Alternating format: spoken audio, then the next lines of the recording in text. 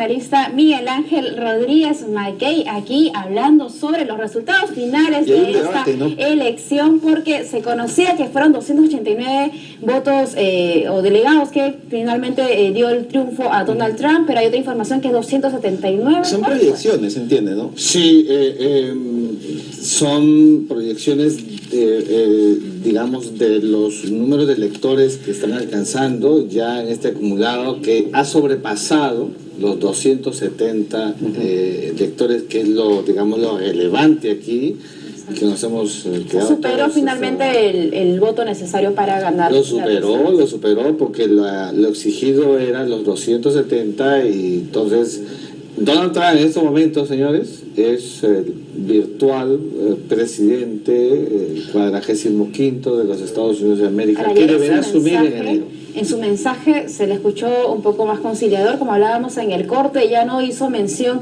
a la situación de los inmigrantes, tampoco de la construcción de este polémico muro que él había anunciado en campaña. Sí, yo creo que, a ver, como lo habíamos anunciado y conversado contigo, Chabeli, Antonio, una cosa es el discurso del candidato y otra cosa es el discurso del presidente.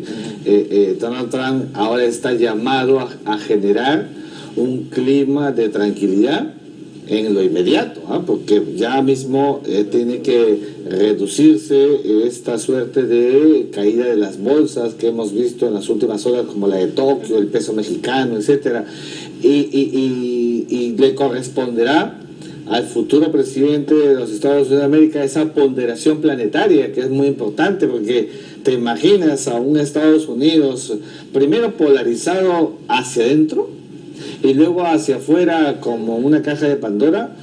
El clima internacional puede ser bastante complejo y diverso, y Donald Trump y sus asesores seguramente le habrán dicho que el sopeso de la responsabilidad que ahora asumirá, hay que escucharlo todavía, estamos hablando en general, el discurso de la Unión, que pronunciará en la tercera semana del mes de enero, cuando asuma, juramente y asuma propiamente dicho la presidencia.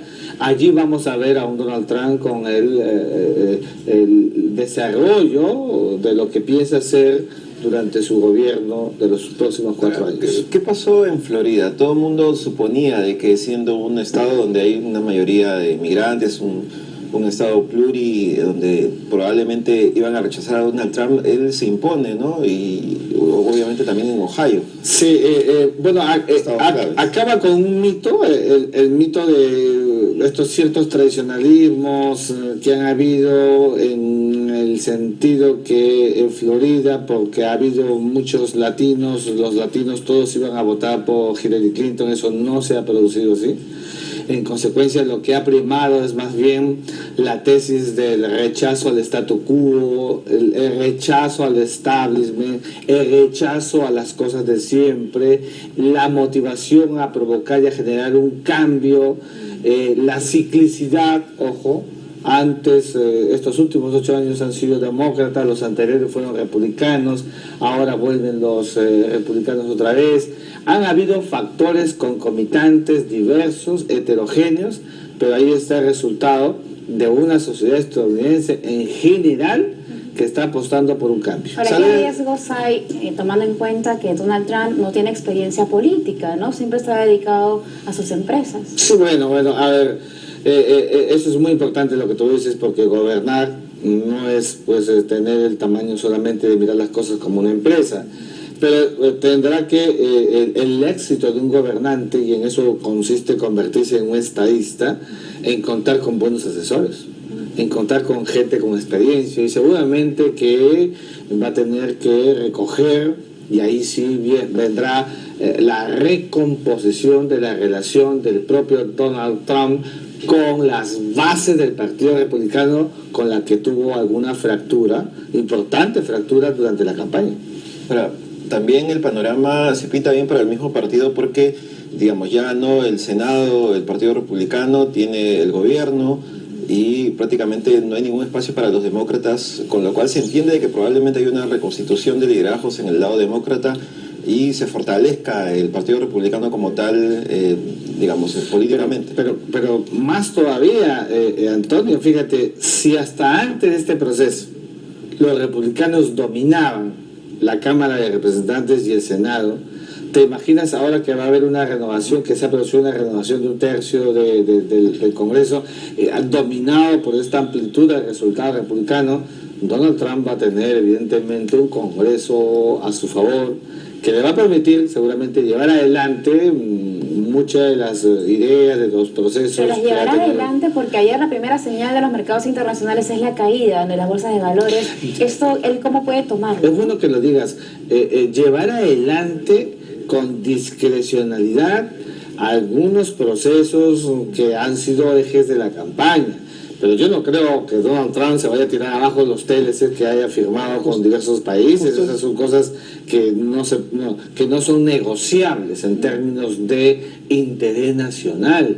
Pero sí va a haber algún ajuste, evidentemente, sobre temas como, por ejemplo, el tema de las migraciones, sobre la base del tema de la seguridad, que es el tema de fondo que, a mi juicio, llevaría a que los estadounidenses optaran por Donald Trump. Mientras vemos imágenes de Donald Trump recientes, bueno, del proceso de la campaña, del recibimiento del resultado, también quería preguntarle por qué Donald Trump ha sido muy duro respecto al acuerdo transpacífico, al tratado transpacífico, y muchos creen que además de revisarlo y ya teniendo una mayoría en el Partido Republicano, esto podría finalmente afectar también al acuerdo o al TLC que tiene Estados Unidos con el Perú. De alguna manera, él es enemigo de que foráneos invierta o tengan fuerza en su país, ¿no? Incluso de los chinos. A ver, en relación al acuerdo transpacífico, al TPP, a ver, ni la candidata Clinton, ni ahora el virtual presidente Donald Trump tenían ganas o simpatía a este acuerdo, eso hay que decirlo. El Perú lo ha firmado, el Perú no lo ha ratificado, pero este tratado que tiene cuestionamientos al interior de Estados Unidos, fuera de Estados Unidos, evidentemente sí creo que tiene sus tiempos de vida contados. Ahora, acá hubo un grupo de ministros en la época de Humala que insistieron en que bueno, el Perú lo ratifique, menos mal que no pasó. ¿Qué debería hacer el presidente Pedro Pablo Kuczynski ahora sobre esta pendiente, esta presión de algunos sectores de que... sí, pero déjame concluir la idea en el sentido de que yo no veo a que el acuerdo transpacífico tuviera que impactar negativamente con un TLC que nosotros tenemos con Estados Unidos, que data del año 2004 en su iniciación y firmado durante el gobierno siguiente de Alan García, porque ese es un acuerdo importante que ha tenido un gran espacio bilateral para los dos países. Creo que un acuerdo de esta naturaleza, cuando sopesa un proceso internacional de rechazo colectivo, mayoritario, con cuestionamientos de ida y vuelta, hay que mirarlo con discrecionalidad. Está firmado, no tenemos ninguna ratio vinculante todavía porque no ha sido ratificado, y entonces mantenernos ahí a la expectativa. Hay que mirar, Antonio, el comportamiento de la política internacional sobre un instrumento de esta naturaleza, ver el fora de este instrumento, ventajas y fortalezas, a la luz de lo que está surgiendo. ¿El TLC con Estados Unidos está en riesgo con este cambio de gobierno o podría afectarnos de alguna manera? Indudablemente que no. Yo quiero ser enfático, yo creo que el TLC entre Estados Unidos y el Perú, que fue afianzado durante el gobierno de Alejandro Toledo, firmado durante el gobierno de Alan García, con una consecución de política de Estado, le interesa a Estados Unidos, le interesa al Perú, tiene un modus operandi bastante activo y dinámico. Estados Unidos no puede acabar con todos los TLC que tiene con los diversos países de la región, sería un descalabro con réditos que solamente pueden producir a quienes no quieren que los dos países puedan progresar. Nuestra moneda nacional frente al dólar, en México ha caído el peso mexicano.